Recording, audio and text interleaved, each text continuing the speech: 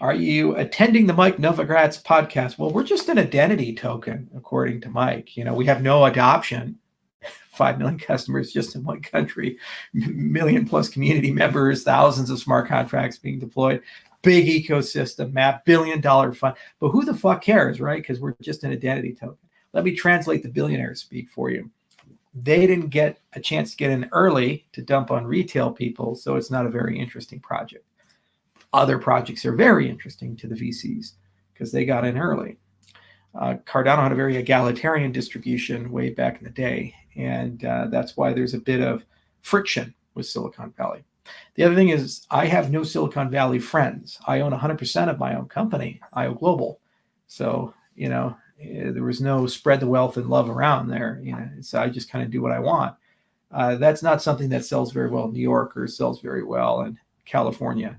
So they either leave us off the list or talk bad about us.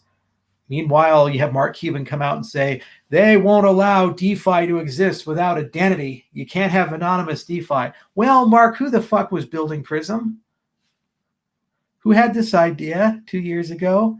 Tested it at scale with millions of people in Africa, working with regulators on it? Huh. Yeah, it's like they have this block in their brain for stuff. But, it is what it is.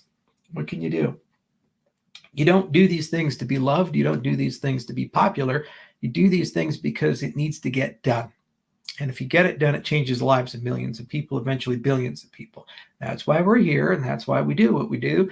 And everybody wrote us off as dead every year, every single year. Either they ignored us or wrote us off for dead.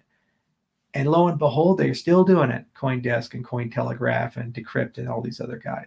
And we're still here. And we're still making progress, and we're still growing. Community's not going away. Value comes from you, the people. Being here, thinking, building, acting, doing. That's where value comes from. There's millions of you. This goes on forever. If there are tens of millions of you, we change governments. If there are hundreds of millions of you, we change the world. That's how those numbers work.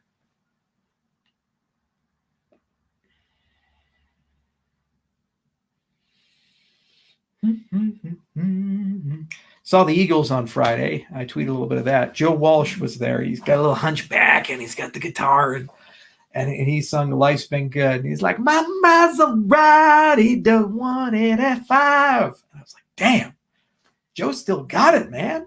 He's still got it.